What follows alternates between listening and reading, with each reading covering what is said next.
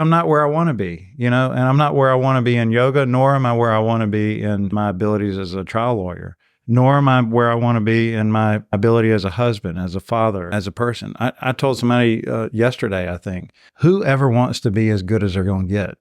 I can't imagine how boring life would become. Welcome to the Tip the Scales podcast, where we discuss running and growing your law firm. I'm your host, Maria Monroy, president and co-founder of LawRink. Today, I am joined by Adam Malone. I'm super excited about this episode. Adam is one of my favorite lawyers in the space. He's literally one of the nicest people I've ever met. We talked about following in his father's footsteps, yoga, life in general. I hope you guys enjoy this episode. Adam Malone. I'm here. You are. I'm so excited. Finally, we get to do this. I know. Here in New Orleans in the French Quarter. Tell us your name again and what your firm, and then I have some questions for you. I'm Adam Malone with Malone Law, and I'm a medical malpractice lawyer. Happen to be in New Orleans for the Southern Trial Lawyers Association annual meeting. Yeah. You're out of Georgia, Atlanta. Based in Atlanta, but practice throughout Georgia. Yeah, I went to your office recently, and I have never seen so many awards and things on walls, ever. Well, you got to put them somewhere, I guess. Well, I think you've run out of space. What are you going to do going forward? Just keep trying to do the best we can do. Your grandfather was a lawyer. So was your father. And by the way, you gave a speech yesterday about your dad, and it actually made me sad I didn't get to meet him. It was such a good speech. Well, thank you very much. He's a lot of fun to talk about. So tell us a little bit about that. What was it like having a grandfather that was a lawyer, then your dad a lawyer, and then you as well? And did you feel a lot of pressure to become a lawyer? No, I never felt pressure. I just somehow always knew that's what I was called to be. And the reasons for it changed at different points of my life. My grandfather was a lawyer, but my entire life, until he was 86 years old, he was a judge. He was a state court judge in Dougherty County, Georgia, which is in the deep south part of Georgia and the southwestern part of the state. So he was always, to me, other people referred to him as Judge Malone, and I'm actually named for him. So his name was Rosser Adams Malone, and they called him Rosser, or Judge Malone, and I'm Adam. From my earliest memory, I always wanted to be a lawyer. We all have our heroes in life. Mine was always my dad. Those that have had the opportunity to have met my father knew he was a giant of a man. At one time, he was 6'5", and he hovered somewhere between 280 and 300 pounds most of my life. As he got older, I think he was 6'4", so he shrunk an inch, I think, at some point along the way. But he was just a big guy. And some big people physically can be scary, to little kids. But he was just sort of always like a gentle giant. Oh. But also big like a superhero. He took on tough things in life, not just in his profession, but he was a tough man. He grew up riding bucking horses in rodeos and hanging out with cowboys. And, I grew up a little bit in pool halls and places maybe where a lot of kids don't go. I grew up really quickly because of some of those experiences. And I shared this last night. I said, there's a lot of things that people can say about my father, but one thing I think that can be universally said, he was probably the most authentic person that I have ever known in my life. When you saw him, riding on the back of a bucking horse, or you saw him in the courtroom, or you saw him on the back of a boat drinking a beer, catching a fish, he's the same guy. There was really no pretense with him. There was no acting. He just was a what you see is what you get sort of a guy. And there's something really refreshing and comforting, I think, about that. Do you think we're losing that as a society? Primarily due to social media, I would argue. Yeah, I think so. I can't remember the Gen Z term. Maybe it's not Gen Z, but my son got catfished recently. So yeah, I think we're losing authenticity as a society, especially on social media. We all tend to sort of post the highlights of our life, socially, those moments that we really want to share. I do have some social media friends that seem to share everything. Is that directed towards me? No, and I appreciate what you share. To me, and maybe you don't intend it this way, but it makes me laugh. You share these moments with your children, and I'm like, oh, I'm They're laughing. such brats. I think people need to share the good and the bad of being a parent. Because for me in particular, I kind of idolized it. And then I was like, oh shit, it's not all like pretty, right? And it's actually like the hardest thing in the world. So I'm like, oh, see what it's like, you know? And I mean, they're funny. They are. But we're kind of annoyed. I'm like sharing my annoyances with the world. And sometimes they actually don't let me post stuff. They're like, you can't share that. And I have to respect that, right? So I don't want to be that parent that even though it's going to disappear in 24 hours, it's like I've taken that away from them, you know? Now, am I wrong about this? Or in Georgia, can you be a judge and practice privately as well?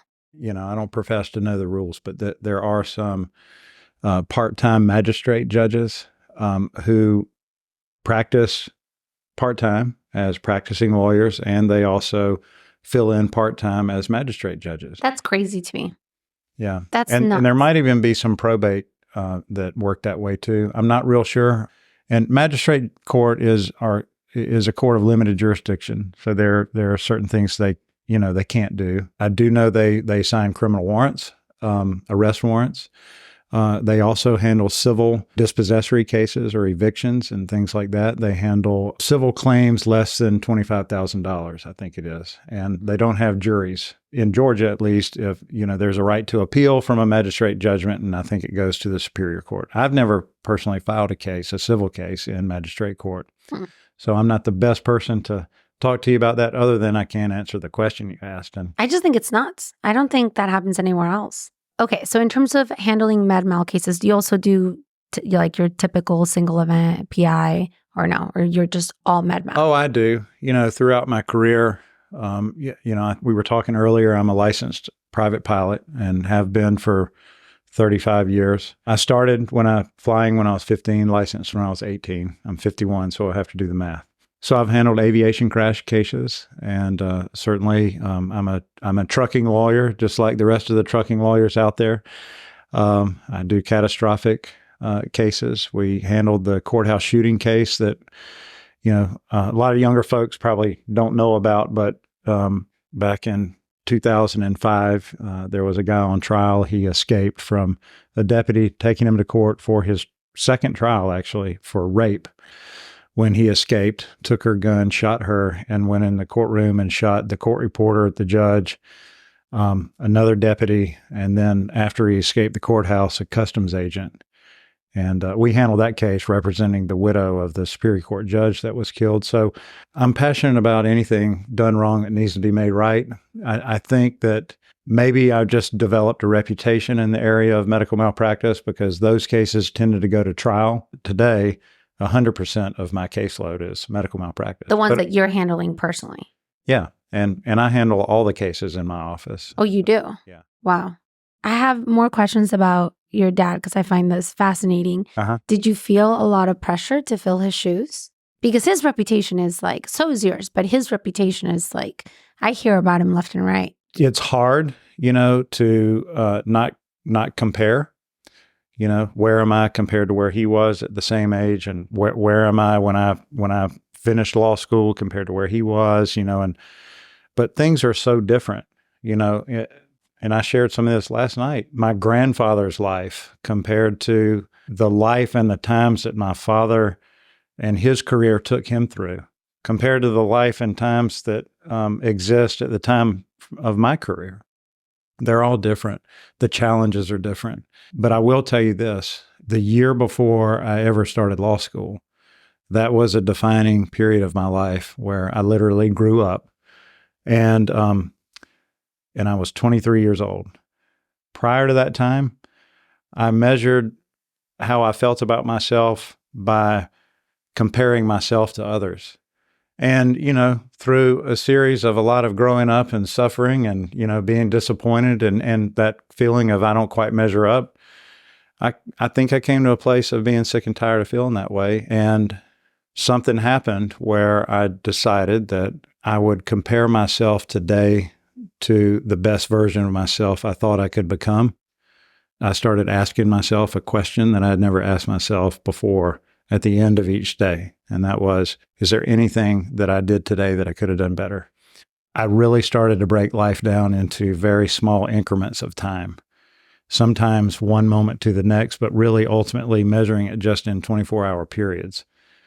What is in front of me right now? What do I need to do the next thing right and to do it to the best of my ability? And then after practicing that for a period of time, I look back and I've been pretty impressed with what I have been able to accomplish. Not so I can beat my chest, but just kind of like, who would have thought, that just sort of paying attention to what I'm doing in the moment, and trying my best in that moment could lead to, a life of this kind of success. I appreciate you saying all this because I think very few lawyers, specifically very few lawyers that have the reputation that you have are, and I think it's happening more now, that are coming out and talking about these things openly, because I think it can be very inspiring to a young lawyer to hear you say this and for them to think, well, if Adam went through this, then it's normal that I go through this. Because I think this is just part of like the human experience, right? Like the imposter syndrome, the comparing to others. And you are right. At the end of the day, all we can do is be a better version of ourselves. Like we're never going to be someone else. Like we are who we are, right? And that's why I find fascinating whenever somebody is very successful at what they do, but their parent was also very successful in the same thing, because I feel like in one way you can think of it like, oh, well, they were so privileged, right? Like you said, like we stand on the shoulders of what did you say yesterday? Yeah. In one sense, I could see that, right? And people could think, oh, well, he had a leg up in life, right? But on the other hand, I think that is a double-edged sword because it's so much pressure from such a young age. The challenges are just different. I suck pretty bad at being Tommy Malone. I'm not him. I'm not 6'4" and 280, 300 pounds. And when I stand up, it doesn't make every head in the room turn because I'm so imposing. And I'm so grateful that at an early age, now that I look back, I didn't feel I was that young when it was happening. But when I was 23, I became okay with just being me and landing wherever the best version of me was supposed to land. That's okay too. And how did you accomplish that? Because at 23, that's actually very young to like look at yourself in the mirror and be like, okay, I'm okay with who I am. That's a young age, in my opinion. Well, I had failed so miserably at trying to be somebody else, trying to fit into what I thought I was supposed to be, that it just didn't work out for me. You're always posting your little handstands or headstands. I don't know what you call them, but you practice yoga, right? And I want to hear about how you got into it and how that has helped you. Like, is there a connection between your mindfulness now and yoga, or not at all? So, throughout my life, I feel like I've been somewhat athletic. I grew up playing baseball, basketball, football. I ended up graduating from military college. After that, I got into boxing, and then I was a Muay Thai kickboxer, and then I did Brazilian Jiu-Jitsu, and then I was doing some MMA fighting, and I tore my calf working with my trainer kicking bags, and that took me out for about 6 months. But during that time, I discovered CrossFit, and then I got into the whole subculture of CrossFit, and then I started running. And I formerly hated running, especially long distance. But the martial arts and the boxing, in order to be able to breathe in the ring and survive, from one round to the next, I had to develop some sort of conditioning training, and running was part of that. So it was jumping rope, a lot of body weight exercises. In my 30s, I got into the best shape of my life, training to be able to have a good time in the ring. And then I injured myself, and so that took me in a different direction. And then ultimately I ran one ultra marathon. It was only a 50K, which is only. It's further than a marathon, but they're in that world, that's sort of the starting point. Somebody had asked me from the Fulton County Daily Report, interviewed me about Muay Thai kickboxing and comparing that type of pugilistic ring sport to the courtroom sport, the adversarial system that we have in the courtroom. It occurred to me that there were a lot of similarities between martial arts and courtroom life. And at a certain level, everybody's good. In the practice area of medical malpractice, there aren't any really bad medical negligence defense lawyers that don't know what they're doing. They're all very good, which makes those already challenging cases even more challenging. It reminded me very much of the level I'd gotten to with Muay Thai kickboxing, that the people I was competing with were all very good. My perspective on that martial art in particular, but really all of them, changed once I got into it. At first, I thought, "Ooh, this is just a brutal sport where one person's out to tear the head off the other person, and it's bloody and it's all this gruesomeness." It's a very cerebral sport. It is a mental game on many different levels. It's a mental game with yourself. Can you push through? Can you keep going? Can you make it to the end of the round? Can you conserve your energy so that you can keep breathing? Can you avoid getting hit, by the other person? And it occurred to me that at a certain level, both in the ring and in the courtroom, everybody is good, and the person that loses is really the first person to make a mistake. To be in the wrong place at the wrong time, to try and exert themselves or over try your case. He or she who loses the credibility in the ring, it loses. He or she who loses credibility in the courtroom loses. I don't care how good the facts or law are on your side. If you lose credibility, it is virtually impossible to regain it and win. So I hadn't gotten to yoga yet, but the older that I've gotten, the less I want to try and intentionally put myself in a position where somebody is trying to hurt me physically. And I really don't want to be hurt. I want to be able to continue to get up and do my job every day, but I want to take care of myself physically because that takes care of me mentally, emotionally. It helps spiritually. It helps everything. It helps, as part of the balance, right? But throughout this period of my life, I sort of bounced in and out of yoga studios. The first time in the early 2000s with a Bikram hot yoga. And at the time, you have to remember, this was early 2000s, so probably around the time you were born. Oh, that's so sweet. I wish. I thought that only women did yoga at the time. And so I had heard that older lawyer that I respected had gone to a Bikram hot yoga. And I'm like, well, if he can go, maybe I can sneak in and do, and it'll be easy because this is what girls do. Oh, wow. And so I went, and it was 90 minutes and 105 degrees. And I couldn't even get through it. And then for like 2 weeks, I was sore all over my body. I need to go try this. I was scared to tell anybody that I had gone, So I didn't want anybody to know that I went, and I didn't want to tell anybody that I would have posted on social media. We didn't have social media. No, I'm saying if that happened to me now, because I overshare. Yeah. That kind of got me interested, right? And so... Because it was a challenge. It was very challenging. You liked the challenge. But I also really liked the way I felt when I left. I hated it while I was doing it. But when it was over, like almost immediately, I just felt exhilarated. I felt cleansed. I felt energetic. I felt like I had just done something really healthy for myself. And so over the next, 15, 20 years, I would pop in and out of hot yoga studios 2 or 3, 4 times a year, maybe, even all throughout the martial arts stuff and CrossFit.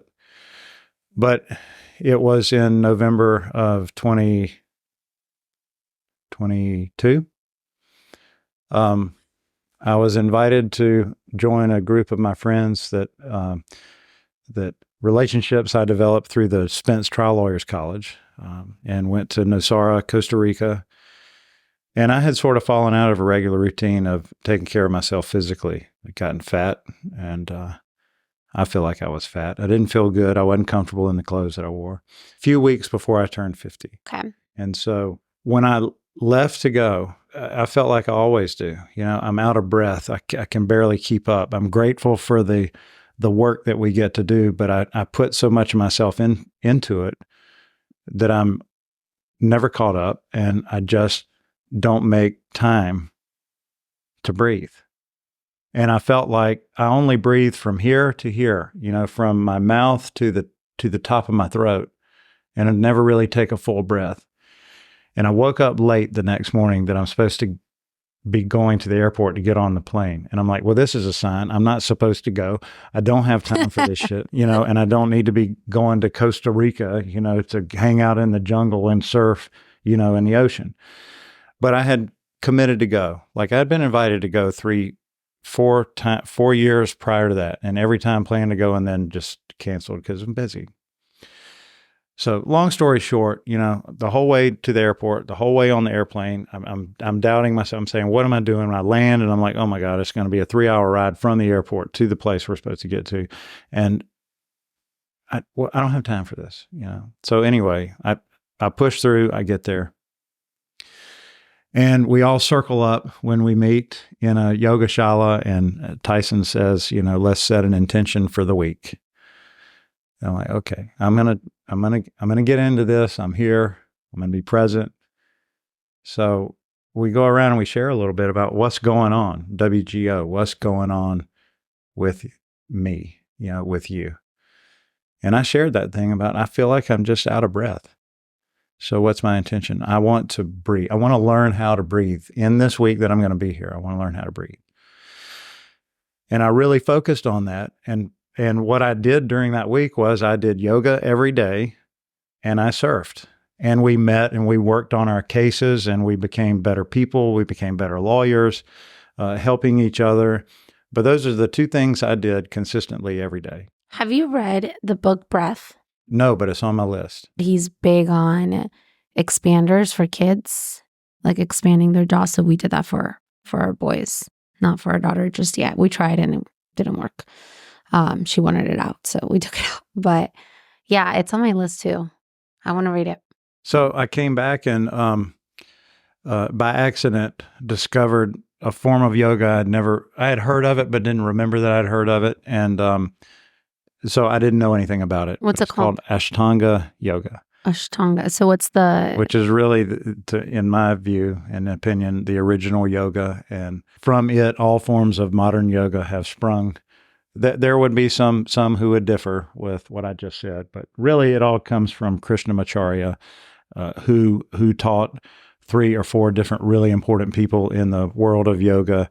And Ashtanga was developed by a man from India named Patabi Joyce, who, died in the, I don't know for sure when he died, but in the late 1900s or early 2000s. And so his grandson now is the person who runs the Ashtanga Yoga Institute. I think I got that right, in Mysore, India. And so that is the style of yoga that I am practicing, but I still enjoy like going with Haley to hot yoga studios and hot yoga vinyasa, to yin, which is slow, meditative. Have you done Kundalini? I've done, yes. And how was it? I'm scared to do it. It's interesting. It's fascinating. It's interesting. It's also fascinating. And it's another thing I want to learn about. And I just like, when I'm going to get to it. How did doing yoga impact you? Like aside from like the physical health benefits of like getting in shape. And I feel like anytime it all becomes like part of an identity, like you start working out, you eat healthier, you go to sleep earlier. Like I feel like one habit kind of kicks others. Aside from that aspect of it, how did it help you be a better lawyer or a better father or husband or more mindful? Did it impact you at all? Well, you should ask my wife, Haley, because she can come sit down and no, you don't want to do it? She's here live watching. She would give you the unvarnished truth about whether yoga has actually helped me at all. But from my standpoint, I think she was. I mean, there's some things that are pretty immediately obvious. One is I do go to sleep much earlier because I practice yoga. I get up at 5:15 and I practice at 6 a.m. How many days a week do you practice? I try 5 to 6 days a week. It works out more to like 4 to 5. For how long? So I'm half primary series up through a asana or a pose called Bhuja Padasana, which is just after the end of the half primary, and I we can do a whole nother podcast on what I'm talking about, but it takes me about an hour and 25 minutes to get to that point. And is it meditative at all or no? Yes. I mean, this is what I love about Ashtanga is it is a combination of three things: breath, movement, and focus with where you place your eyes. And so it is an hour and 20 to 30 minutes every day of a moving meditation. I also try to do the sitting meditation and breath work too. But the Ashtanga part of it that includes the yoga poses is an hour and a half of moving meditation combined with breath work. I'm going to look this up. So here's the thing that I thought that I wouldn't like about Ashtanga. It's a series of poses, series of asanas in the exact same order, every time. And I thought, well, that will be extremely boring, sounds boring, because up till that point in time, one of the things I really enjoyed most about yoga was just going to the yoga studio and not having to think about anything and have the yoga teacher say, now do this, make this shape with your body or make that shape. And I really wouldn't know what they're talking about. So I'd have to look around in the room to figure out what shape am I supposed to put my body in? And it wouldn't go, but I'd try. With Ashtanga, you learn the sequence.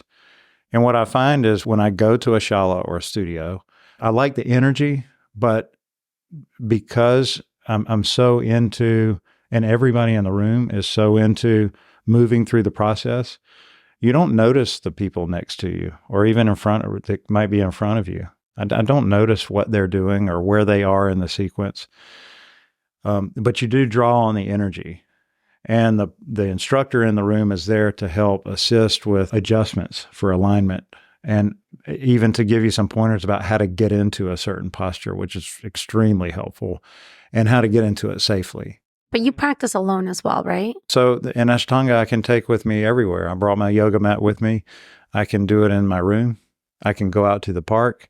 Haley would say that's what I want to do so I can get attention, but I feel a little self-conscious, Really? You post about it all the time, and you're like up in the air, like. Yeah, well, that's different posting on social media because I can pick the picture that I want to post. Yeah. So Adam Malone is still self-conscious. Yeah. See, it's normal, guys. I can be self-conscious. It's normal. Because I'm not where I want to be, and I'm not where I want to be in yoga, nor am I where I want to be in my abilities as a trial lawyer, nor am I where I want to be in my ability as a husband, as a father, as a person. I told somebody yesterday, I think, whoever wants to be as good as they're going to get? I can't imagine how boring life would become if I got to some destination and I just said, okay, I've achieved it, whatever it is.